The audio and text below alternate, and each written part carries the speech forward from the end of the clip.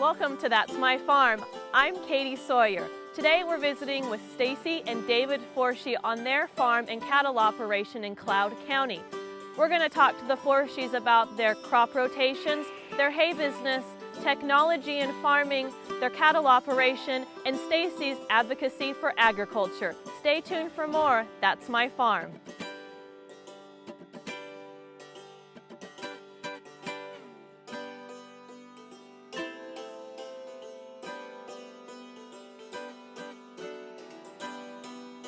Closed captioning brought to you by Kansas Soybean Commission. The Soybean Checkoff, progress, powered by Kansas farmers. That's My Farm is brought to you in part by Tallgrass Commodities, big enough to serve, small enough to care. Welcome back to That's My Farm. I'm Katie Sawyer here with David and Stacey Forshee. We're on their farm outside of Delphos, Kansas in Cloud County. David, talk to me a little bit about your history in farming, kind of where you grew up in farming and then what you guys have going on today. Okay. Well, Forshees have been farming in Cloud County for 6 generations now, and Stacey and I would have started right out of high school when we were 18. Got involved in the farming operation alongside my dad, and we have tried to grow the operation. So Stacey and I have been farming for 24 years. This would be, the farm we're on right now would be the first farm that we purchased in 1991, and I guess... We're standing in a hay field, so talk to me about your hay operation and kind of, you guys sell hay to dairies, and what else do you do with the crop? Okay, we grow alfalfa for dairies and beef feedlots in Kansas, and you know, the obvious goal was to raise dairy hay every time, but if the quality is a little bit lower, it fits into a feedlot ration really well for beef cattle, and so we contract with some local feedlots and deliver alfalfa to those operations as well. And what other aspects of the farm do you guys have here in Cloud County? As far as different crops we grow? Yeah.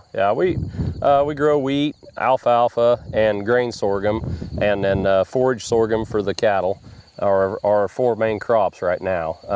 The last few years we haven't planted any corn or soybeans. We've been focused mainly on grain sorghum and alfalfa and wheat. And because those are also feed rations, do those go predominantly to the backgrounding lot you guys have, or are those sold on the market to someone else? As far as the grain sorghums, we probably feed about half of what we raise on a normal year, and as far as grain, and then all the forage sorghums basically are fed through our own cattle, and then the alfalfa is mostly marketed. We actually don't feed as much of our alfalfa as what we raise. Now you guys have 3 children, so you are 6th generation, hope to maybe have a 7th. What do you guys see as far as the future of your farm? Do you see expansion, or do you want to kind of continue what you guys have and just improve upon practices? Probably, it looks like right now, just continue on the way we are, maybe improve efficiency, and then if we do have a son or daughter come back to farm, which it looks like we probably will as of now, we'll hopefully expand the operation to fit them. Wonderful. Stay tuned for more on That's My Farm.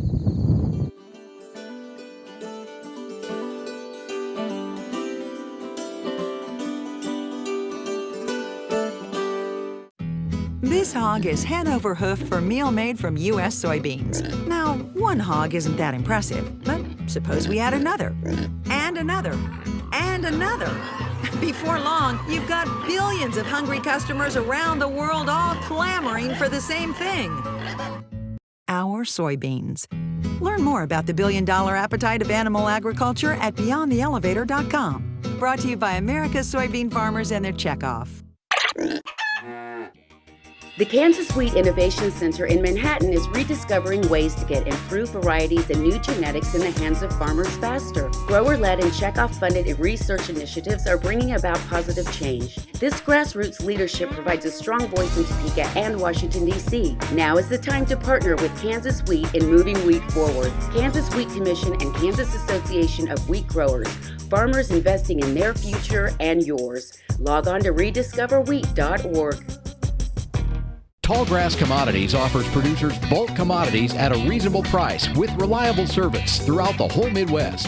To find out more about Tallgrass Commodities, visit tallgrass.us or call 785-494-8484.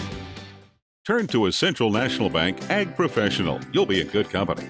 They'll help you track expense lines, manage variable input costs, assess ground agreements, pick a crop protection plan. These times demand ag professionals. Central National Bank. You could profit from what they know. Ag operations run better on Central Time. Central National Bank. Money for life. Member FDIC in your hometown since 1884. That's My Farm is brought to you in part by Tallgrass Commodities. Big enough to serve, small enough to care.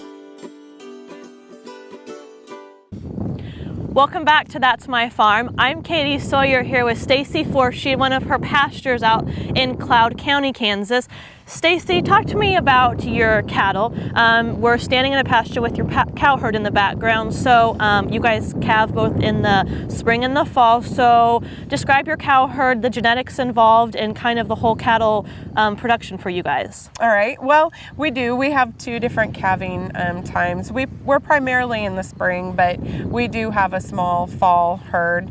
And we do have a Sim-Angus cross type animals in our herd, and we go for a lot of good genetics of producing that great end beef for the consumer. That's absolutely our priority for producing beef. So, and back at home, you guys have a small backgrounding yard. You background not only your own, but sounds like you do some custom backgrounding as well. Can you give me kind of an idea of what goes into that process? Sure. We actually do. We background our own to about 800-900 pounds. It just kind of depends on whether we have a contract from some buyers, that kind of thing. And then we also have some area farmers that either buy sale barn type cattle that we background for, or we background their own cattle.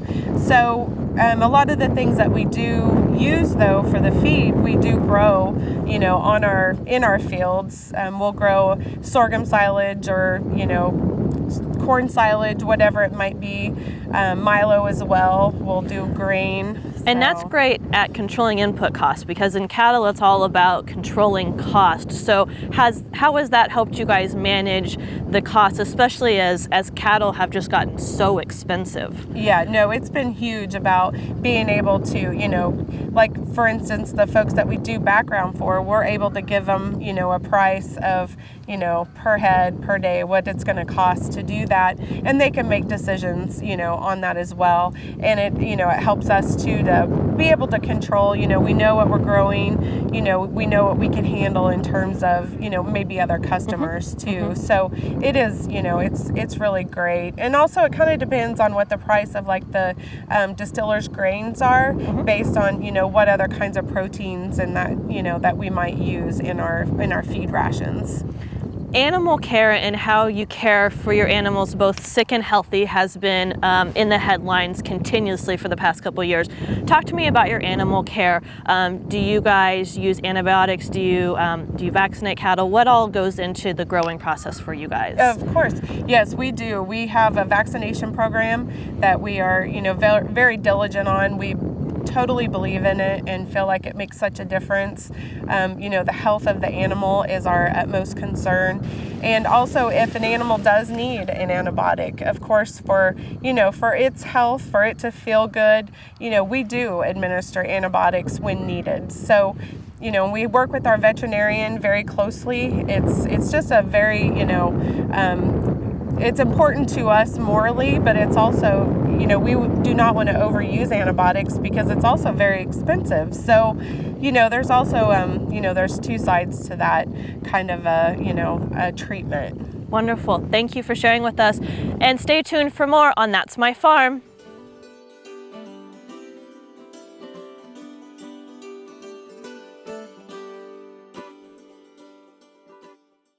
American innovation is being driven in places you might not expect by people like Brent Hayek, an Oklahoma family farmer. who recently set a world land speed record in a Ford Super Duty pickup truck powered by renewable B20 biodiesel. Advanced performance is here, now, putting America on the fast track to more jobs and energy independence. Biodiesel, America's advanced biofuel. Buying a car shouldn't be this hard. And at Brown Chevrolet Buick in Wamego, it isn't. It's actually awesome. Whether you want a new or used car or truck, Toby's team can make the deal. Even if you want to custom order a new car or truck, Toby's team can make the deal. See Toby's team at Brown Chevrolet Buick in Wamego. We're awesome. That's My Farm is brought to you in part by Tallgrass Commodities. Big enough to serve, small enough to care. Welcome back to That's My Farm. I'm Katie Sawyer here with Stacey Forshee on Forshees Farms in Cloud County, Kansas. Stacey, you are heavily involved. You're a mom, you're a farm wife, as well as a farmer. You're also involved in a lot of organizations. Talk to me about making it all work and time management and just fitting all the pieces together. Well, it's definitely not easy. You really just have to prioritize. You got to try to, get some stuff done before you go to different things. That's a lot of times, my husband, David, and I cannot be at the same functions just because one of us needs to be here on the farm, doing whatever we need to do at that time, especially taking care of cattle. That's one reason why sometimes you'll just see me or just see him, but it's just, it is a balancing act. In my time in my life right now, two of my girls are, they're in Manhattan, one's in college and one's working. So, that's one thing. My kids are older now, so I do kind of have just a little bit of a, more of a time to be able to go and, do things like Farm Bureau and be on the Booster Club, things like that. Now, you're currently on the board of Kansas Farm Bureau. You're in the current PALS class for American Farm Bureau Federation. What else are you involved in right now? And what are kind of some of the high points of what you're taking part in? Well, outside of Farm Bureau, or, is that what? Yeah. Well, I'm an officer of our high school's booster club, which encompasses all activities. It's not just a sports type booster club. So we're doing a lot of things. We raise a lot of money for all the different clubs and activities in our school. So, with school just starting right now, we're pretty busy with that, having some, fundraisers and stuff like that. And that's great support for your local community. Yes. Because, not only is farming big on the agriculture, but you guys are also usually very rural-based, and so it's very vital to keep these small towns and these school districts that support them, going and keep your participation high. Yeah, that is right. And the other thing that we kind of started this last winter was a Women in Ag group with our with the River Valley Extension District, myself and 4 other women in our county with our extension district kind of put together this program, and we had it in Cloud this last winter, and we're looking at moving it to maybe like Republic County for next winter. And so we're involved in the planning of that next event right now, but it's something that I think's really benefited a lot of women in our county. Wonderful, great to hear. Stay tuned for more. That's My Farm.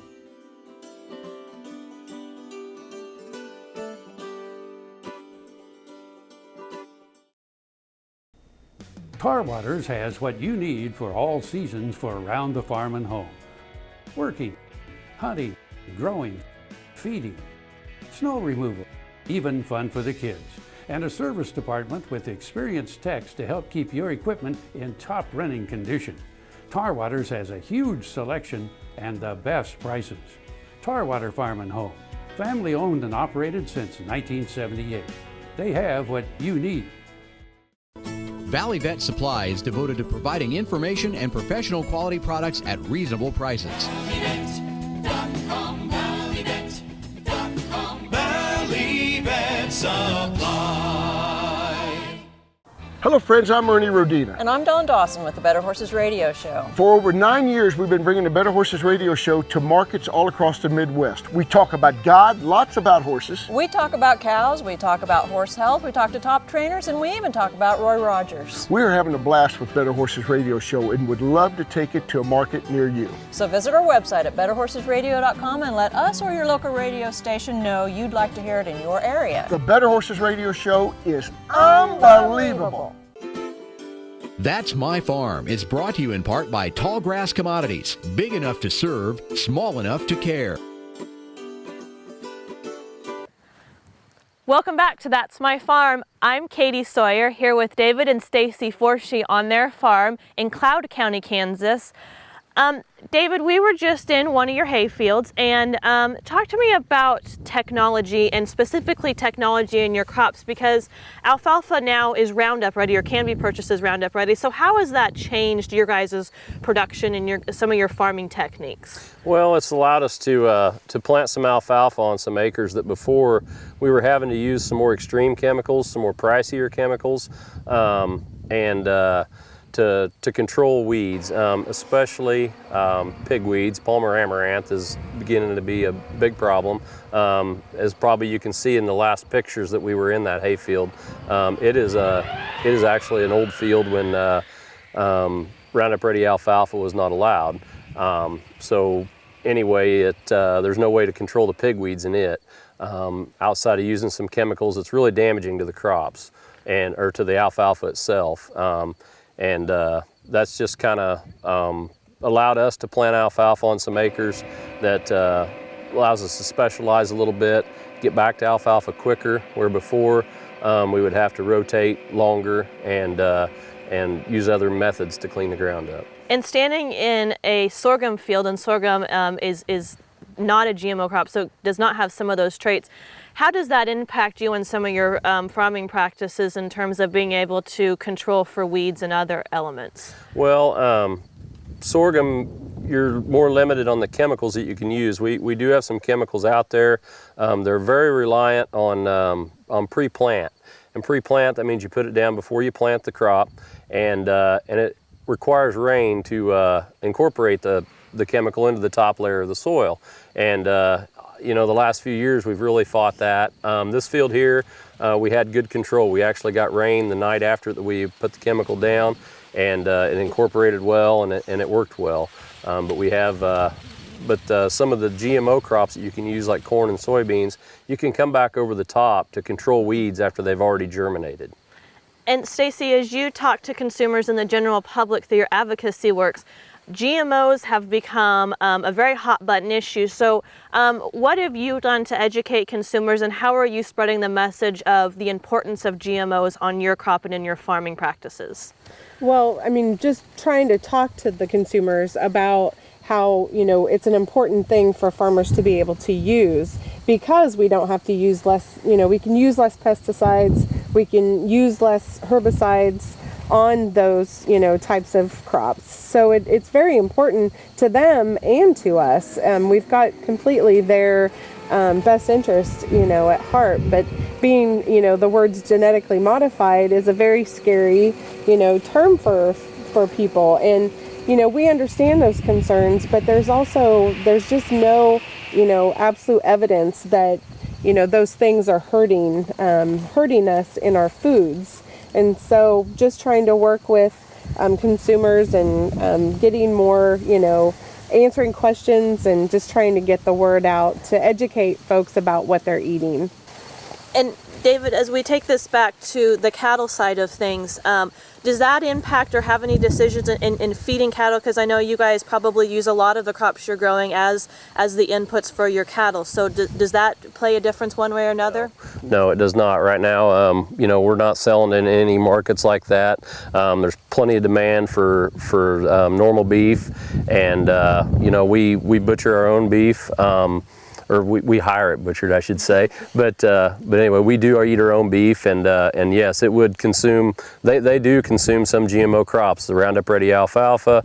There'd be like Roundup Ready corn in the ethanol byproducts that we feed, and you know, taste and flavor is still great, and we've been doing it for a lot of years now, and you know, it's just safe and good. And that probably further helps you control the input costs on those cattle, because the GMO crops are just so much more efficient. When you talked about the ability to control for different factors that you can't do when you don't have those Roundup Ready protections built into the plants. That's correct. And I mean, not just plant protection things such as crop chemicals, insecticides, pesticides, that kind of stuff that are already bred into the crop through GMO techniques.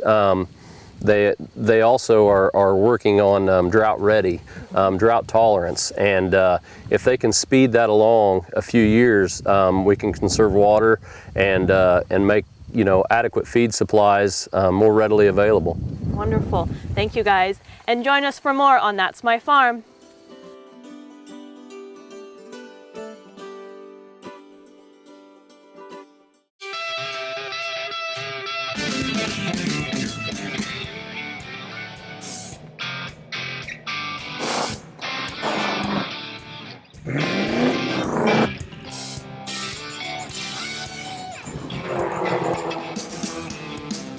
This is the fast track to more jobs and America's energy independence. Advanced performance is here now. Biodiesel, America's advanced biofuel.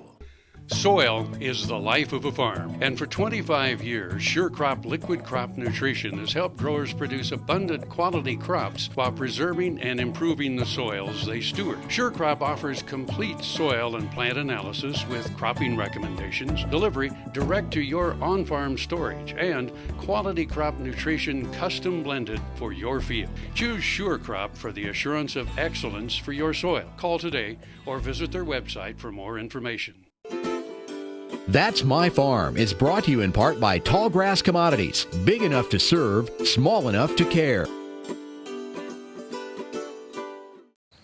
Welcome back to That's My Farm. I'm Katie Sawyer here with Stacey Forshee on her family farm outside Delphus, Kansas.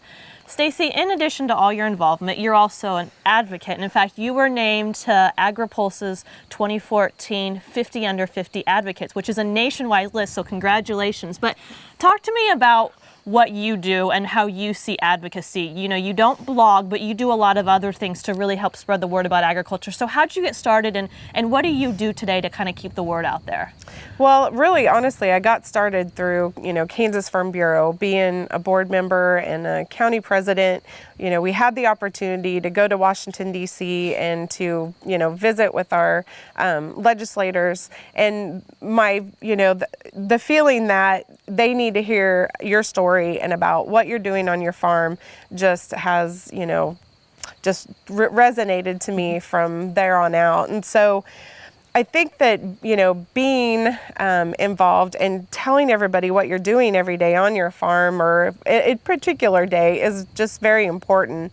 And just the simple things I do, it may be Facebook, if it's, something simple as Facebook. Just like this winter, I showed a picture of a baby calf that had been born during the really cold night. And I had it in the, floorboard of our truck, trying to keep it warmed up. Well, it's something that, all ranchers do, all farmers and ranchers do.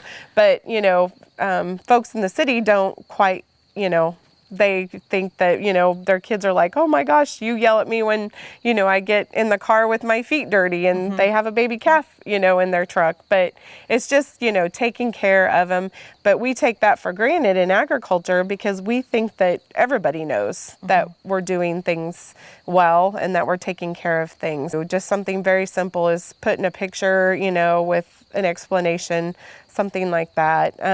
I've also had the opportunity to go to DC several different times in the last year. One was with Representative Mike Pompeo to do a national and state press conference with him on the GMO labeling bill. So I just had the, the face of the farmer and the mom, and told my story about, GMO crops and why it's important to us. So those were, I guess, some recent things this year that I've done. Wonderful. Well, thank you for all the work you do on behalf of agriculture, and thank you for joining us on That's My Farm. We'll see you next week.